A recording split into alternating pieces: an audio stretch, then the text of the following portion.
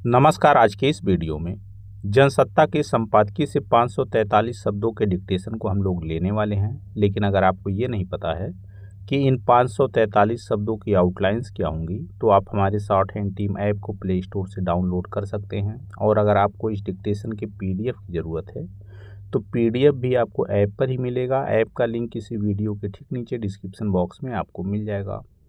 इस डिक्टेशन को हम 3 अलग अलग स्पीड में लेंगे। पहली बार में 70 की स्पीड में, दूसरी बार में 80 की स्पीड में, तो तीसरी और आखिरी बार में इसी डिक्टेशन को हम लोग 90 की स्पीड में लेने वाले हैं। तो 70 की स्पीड में आपका डिक्टेशन स्टार्ट होगा 5 सेकेंड के बाद। तब तक के लिए आप रेडी रहें।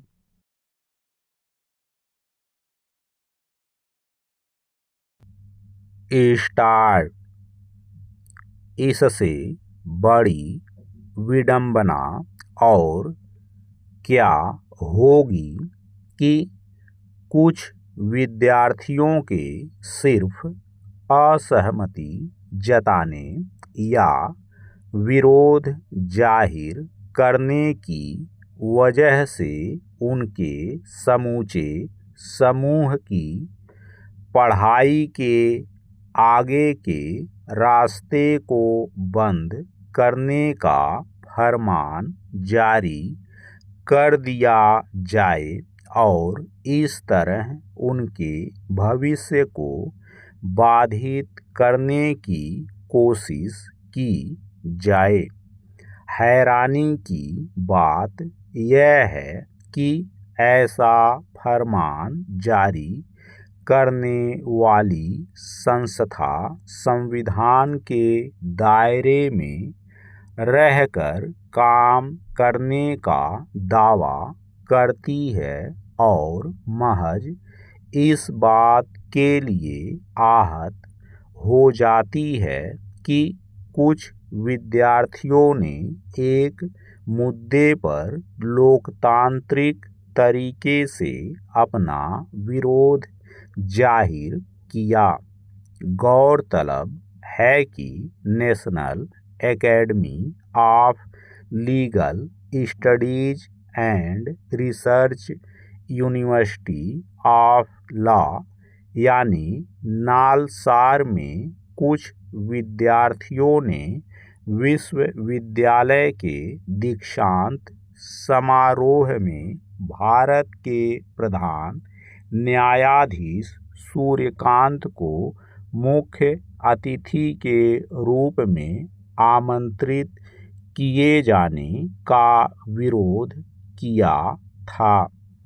सिर्फ इस बात के लिए बार काउंसिल ऑफ इंडिया के अध्यक्ष की ओर से एक विचित्र आदेश जारी कर दिया गया, जिसके तहत 2026 में नालसार से स्नातक किए हुए सभी विद्यार्थियों को अगले आदेश तक देश भर के बार काउंसिलों में अधिवक्ता के रूप में नामांकन लिए जाने पर रोक लगा दी गई।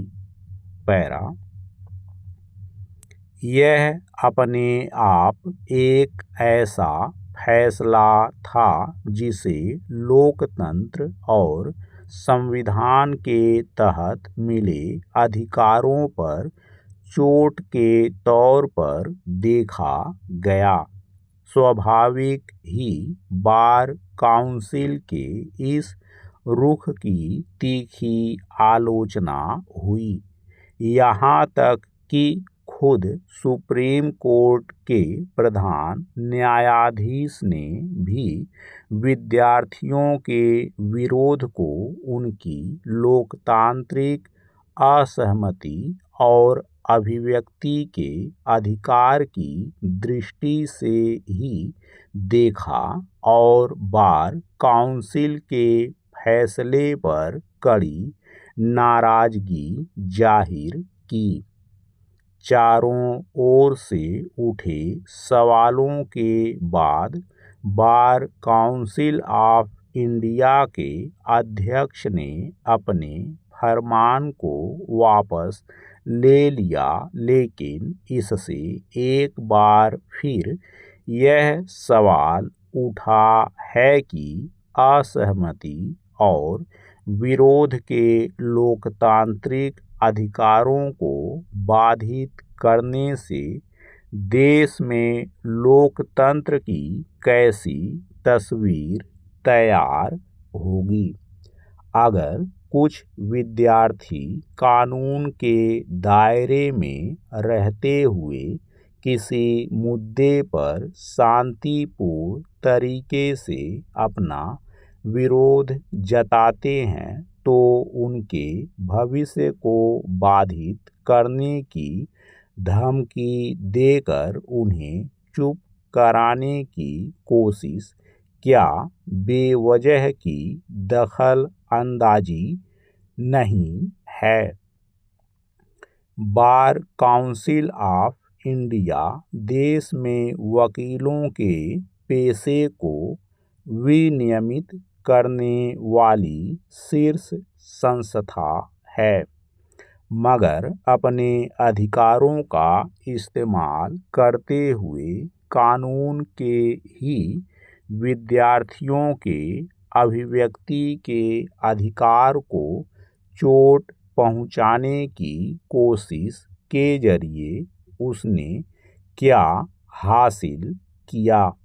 पैरा विद्यार्थियों की ओर से विरोध का कारण कोई भी हो सकता है, लेकिन अगर कानून के दायरे में रहकर लोकतांत्रिक तरीके से अपनी असहमति जाहिर की जाती है, तो इसका समाधान संवाद के जरिए निकाला जाएगा या धमकी देकर उन्हें चुप कराने की कोशिश की जाएगी। बार काउंसिल के अध्यक्ष के लिए इससे असहज स्थिति क्या हो सकती है कि उन्होंने सुप्रीम कोर्ट के प्रधान न्यायाधीश के विरोध की वजह से अपना कठोर फरमान जारी कर दिया था और प्रधान न्यायाधीश ने खुद विद्यार्थियों के विरोध को उनका लोकतांत्रिक अधिकार माना।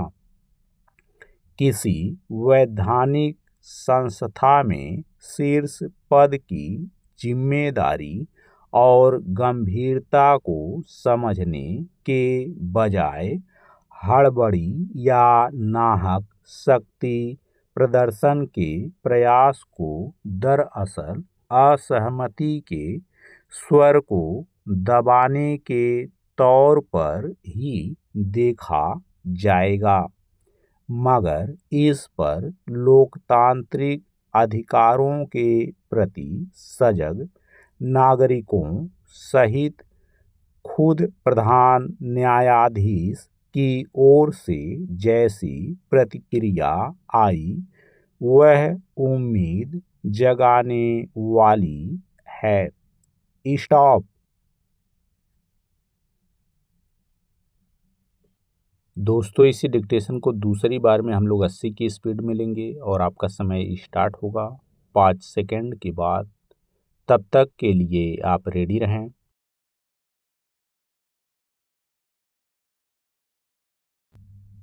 स्टार्ट। इससे बड़ी विडंबना और क्या होगी कि कुछ विद्यार्थियों के सिर्फ असहमति जताने या विरोध जाहिर करने की वजह से उनके समूचे समूह की पढ़ाई के आगे के रास्ते को बंद करने का फरमान जारी कर दिया जाए और इस तरह उनके भविष्य को बाधित करने की कोशिश की जाए।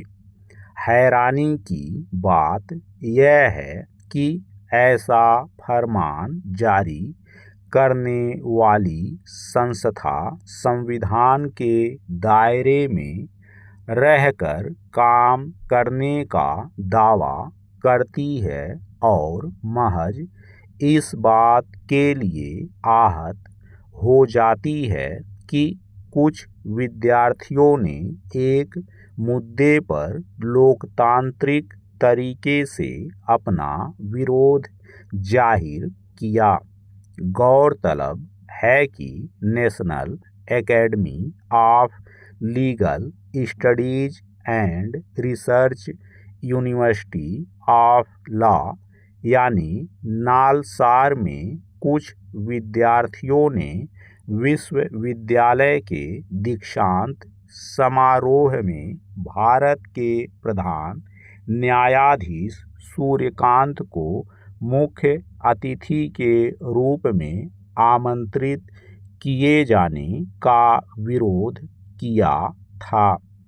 सिर्फ इस बात के लिए बार काउंसिल ऑफ इंडिया के अध्यक्ष की ओर से एक विचित्र आदेश जारी कर दिया गया, जिसके तहत 2026 में नालसार से स्नातक किए हुए सभी विद्यार्थियों को अगले आदेश तक देश भर के बार काउंसिलों में अधिवक्ता के रूप में नामांकन लिए जाने पर रोक लगा दी गई। पैरा यह अपने आप एक ऐसा फैसला था जिसे लोकतंत्र और संविधान के तहत मिले अधिकारों पर चोट के तौर पर देखा गया। स्वाभाविक ही बार काउंसिल के इस रुख की तीखी आलोचना हुई, यहाँ तक कि खुद सुप्रीम कोर्ट के प्रधान न्यायाधीश ने भी विद्यार्थियों के विरोध को उनकी लोकतांत्रिक असहमति और अभिव्यक्ति के अधिकार की दृष्टि से ही देखा और बार काउंसिल के फैसले पर कड़ी नाराजगी जाहिर की। चारों ओर से उठे सवालों के बाद बार काउंसिल ऑफ इंडिया के अध्यक्ष ने अपने फरमान को वापस ले लिया, लेकिन इससे एक बार फिर यह सवाल उठा है कि असहमति और विरोध के लोकतांत्रिक अधिकारों को बाधित करने से देश में लोकतंत्र की कैसी तस्वीर तैयार होगी। अगर कुछ विद्यार्थी कानून के दायरे में रहते हुए किसी मुद्दे पर शांतिपूर्ण तरीके से अपना विरोध जताते हैं, तो उनके भविष्य को बाधित करने की धमकी देकर उन्हें चुप कराने की कोशिश क्या बेवजह की दखल अंदाजी नहीं है। बार काउंसिल ऑफ इंडिया देश में वकीलों के पेशे को विनियमित करने वाली शीर्ष संस्था है, मगर अपने अधिकारों का इस्तेमाल करते हुए कानून के ही विद्यार्थियों के अभिव्यक्ति के अधिकार को चोट पहुंचाने की कोशिश के जरिए उसने क्या हासिल किया। पैरा विद्यार्थियों की ओर से विरोध का कारण कोई भी हो सकता है, लेकिन अगर कानून के दायरे में रहकर लोकतांत्रिक तरीके से अपनी असहमति जाहिर की जाती है, तो इसका समाधान संवाद के जरिए निकाला जाएगा या धमकी देकर उन्हें चुप कराने की कोशिश की जाएगी।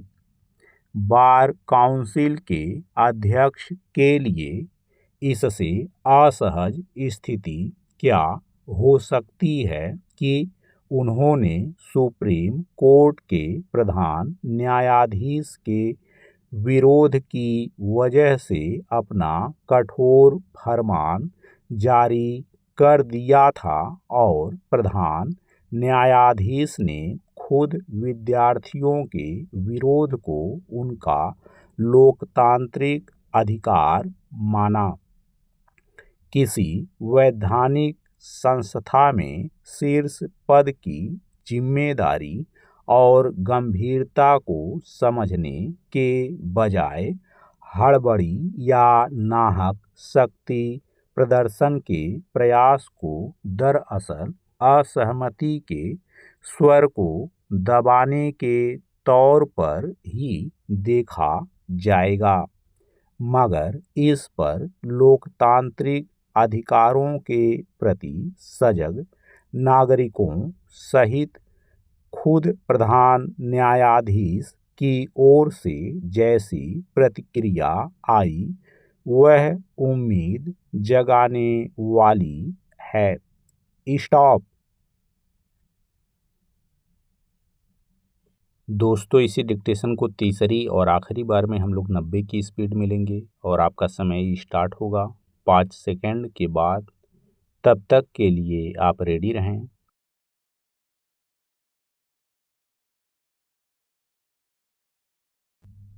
स्टार्ट। इससे बड़ी विडंबना और क्या होगी कि कुछ विद्यार्थियों के सिर्फ असहमति जताने या विरोध जाहिर करने की वजह से उनके समूचे समूह की पढ़ाई के आगे के रास्ते को बंद करने का फरमान जारी कर दिया जाए और इस तरह उनके भविष्य को बाधित करने की कोशिश की जाए।